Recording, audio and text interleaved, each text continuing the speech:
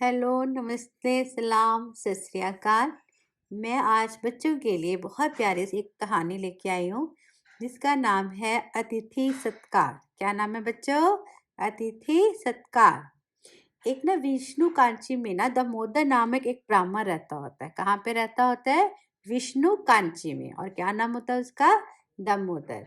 वो ना बहुत अच्छा होता है, बड़ा दया भावना वाला होता है, सबका सत्कार करने वाला होता है। उसके घर में कोई भी आए तो सबको मतलब कि बड़े वो मान इज्जत देता है, सबकी सेवा करता है, खाना खाना खिलाता है, या जितना भी उससे बन सके वो ज़रूर करता है। तो अब उसकी ना शादी हो जाती है।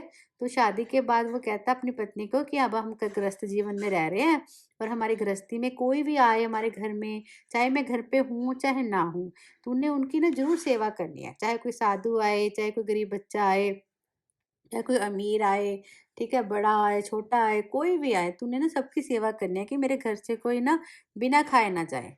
तो उसकी पत्नी कहती है, ठीक है, आपकी जो कह रहे हो मैं वही वही बात मानूँगी।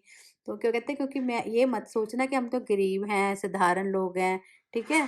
तो कहती, नहीं, नहीं, ऐसी बात नहीं, मैं सबकी सेवा करूँगी। क्योंकि जो ब्राह्मण होता है ना, उसके पास ज़्यादा तो कोई काम होता नहीं है, पर जिसको भिक्षा में या जो लोग दान देते थे, उसमें से कुछ मिल जाता था, उसी से वो अपना गुज़ारा कर लेता था। तो एक दिन क्या होता है कि भगवान जो होते हैं ना, वो देखते होते हैं कि ये जो होता है ना ब्राह्मण, ये तो बहुत अच्छा है। एक दिन ना उसकी ना वो परीक्षा लेने आ जाते हैं। जो भगवान होते हैं ना, वो एक बूढ़े सन्यासी का रूप धारण कर लेते हैं। तो और उसके घर आके ना दरवाज़ा खटखटाते हैं। तो वो ब्राह्मण और ब्राह्मणी देखते हैं कि ये हमारे घर कौन आ गया, दरवाज़ा खटका रहा है। जैसे ही वो खोलते हैं, तो सामने एक बूढ़ा सन्यासी होता है। वो कहते हैं, हाँ जी, आओ, आओ, अंदर आओ। और कहते वो बूढ़े सन्यासी कहते हैं, मैं थोड़ा-सा ना रेस्ट करना चाहता हूँ, आराम करना चाहता हूँ। फिर मैं आराम करके ना फिर कुछ खाना-वाना खा के ही जाऊँगा। तो आप मुझे खाना खिलाओगे?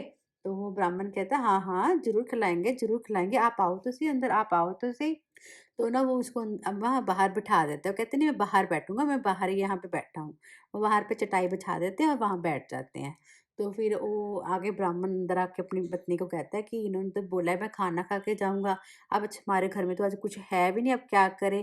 तो जो उसकी पत्नी कहती है, कोई बात नहीं, आप चिंता मत करें। उसकी ब्राह्मणी के ना जो बाल ना इतने लंबे होते हैं ना, ज़मीन तक उसके रुक तक उसके बाल जा रहे होते हैं। तो वो क्या कहते हैं, जल्दी से ना अपने ना आधे बाल काट के ना उस ब्राह्मण को दे देती है। कहती है, ये लो, मैं ऐसे बाल है मेरे, मैं बालों की ना रस्सी बना देती हूँ, अब इसको बाज़ार में बेच आओ। तो ऐसे ही करती है, बालों की रस्सी बना के ना ब्राह्मण को दे देती है, और ब्राह्मण उस रस्सी को बेच लेता है, उसको कुछ पैसे मिल जाते हैं। उस पैसे से वो दाल-चावल ले आता है, दाल-चावल लाके अपनी घरवाली को दे देता है। तो ब्राह्मणी उस दाल-चावल बना देती है और वो बूढ़े सन्यासी को खिला देती है। तो बूढ़े सन्यासी कहते हैं, बहुत अच्छा स्वाद खाना था, मुझे तो और चाहिए।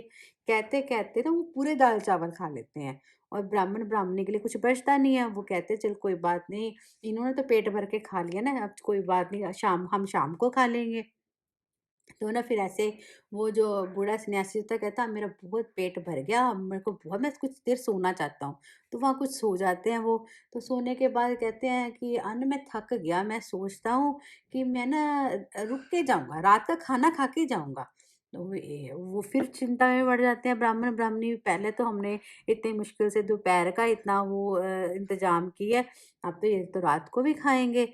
तो उसकी फिर पत्नी कहती है, आप चिंता मत करो, मेरे बाकी जितने बाल हैं ना, मैं उनको भी काट देती हूँ।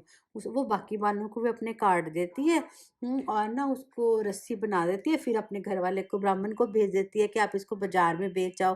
वो ब्राह्मण होता है, फिर उसको बाजार में बेच आता है, फिर उसको पैसे मिलते हैं, फिर उससे वो दाल चावल ले आता है, फिर ब्राह्मणी दाल चावल बनाती है, फिर वो साधु को दे देते हैं। और साधु कहते हैं कि मेरे को तो बहुत भूख लगी है, आपने इतने ही बनाए हैं? कहते हैं, नहीं, नहीं, अब जितने मर्ज़ी खा लो, जितने मर्ज़ी खा लो, आपके लिए हैं। वो कहते हैं, ठीक है, वो खा लेते हैं, 1 बार लेते हैं, 2 बार, 3 बार, फिर वो सारे फिनिश कर देते हैं, पूरे खा लेते हैं। और फिर ब्राह्मण ब्राह्मणी के लिए नहीं बचते, उनको दोपहर को भी नहीं उन्होंने खाना खाया था, अब रात को भी नहीं उनके लिए बचे, वो पूरा दिन भूखे हो जाते हैं। वो कहते हैं कि अब क्या करें? कहते चलो, आज इनकी किस्मत लिखा था, हमारा तो फर्ज बनता है कि अपने अतिथि का, अपने मेहमान का हम सत्कार करें, उसको ना भूखा रखें, हम भूखे रह लेंगे तो क्या हुआ? तो रात को ना वो सन्यासी कहते हैं, अब मैं ना सुबह जाऊंगा, आज मैं रात को यहीं सोऊंगा। अब ब्राह्मण ब्राह्मणी थोड़े से चिंतित तो हो जाते हैं, क्योंकि उनके घर में तो इतनी जगह नहीं होती, एक सिंपल सी दरी होती है अंदर, उसी पे वो लोग सोते होते थे। तो कहते कोई ना, फिर आप सो जाओ, यहीं पे सो जाओ। बेचारे ब्राह्मण ब्राह्मणी कहते हैं, वो ना चद्दर झाड़ते हैं अपनी, उसको जो दरी होती है, और वो जो ब्राह्मणी होती है ना, अपनी एक अंदर से साड़ी निकाल के उसके ऊपर सुंदर सी बिछा देती है, और उस साधु सन्यासी को कहते हैं आप यहाँ सो जाओ। और आप ना वो जो दोनों उनके चरणों में साइड पे ना एक तरफ करके सो जाते हैं ज़मीन पे ही, बिना कोई कपड़ा बिछाए। तो वो जब रात को सब सो जाते हैं, सुबह उठते हैं, सुबह उठ के क्या देखते हैं कि वहाँ पे ना तो वो बूढ़ा सन्यासी होता है, ठीक है? और ना कोई इधर-उधर कोई चद्दर-चुद्दर बिखेरी होती है, बल्कि इतने सुंदर बिस्तर होते हैं, इतने बेड लगे होते हैं, घर में इतना अच्छा-अच्छा सामान आ जाता है, इतने पैसे पड़े होते हैं। वो देख के एकदम ब्राह्मण-ब्राह्मणी उठते हैं, वो देखते हैं कि ये क्या हो गया? वो बूढ़ा सन्यासी कहाँ गया? अरे ये किसका घर आ गया? बेड आ गए, इतना सुंदर सामान आ गया, पैसे आ गए, ये कोई हमें फँसाने की तो नहीं कुछ कर रहा कि हमें पता ही नहीं चला, रात को हम भूखे पेट सो गए, तो ये कोई हमारे घर छोड़ गया। वो बड़े परेशान हो जाते हैं। तो फिर इतने ना भगवान की आवाज़ आती है कि अरे अरे तुम लोग क्यों घबरा रहे हो? ये तो मैंने तुम्हें दी है। मैं तो कल तुम्हारी परीक्षा लेने आया था। मैं तो भगवान हूँ। मैं तो तुम्हारी सच में परीक्षा लेने आया था कि तुम सचमुच भी अच्छे हो, या लोग ही ऐसे कहते हैं। तुम भी, फिर वो कहते हैं, ओ हमने आपको पहचाना ही नहीं, आप भगवान हमारे घर खुद आ गए। वो ना कहते हैं, हाँ मैंने तुमको दिया, तुम मेरे इस परीक्षा में पास हुए, उसी खुशी में मैंने आपको दी है। तो फिर वो ब्राह्मण ब्राह्मणी को खुशीपूर्वक रहने लग जाते हैं, खुशी-खुशी। तो इस कहानी की क्या शिक्षा मिलती है बच्चों?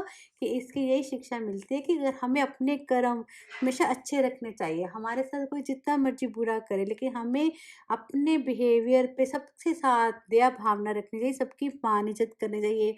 बड़ा, छोटा, अमीर, गरीब सबको सबके साथ प्यार से बोलना चाहिए।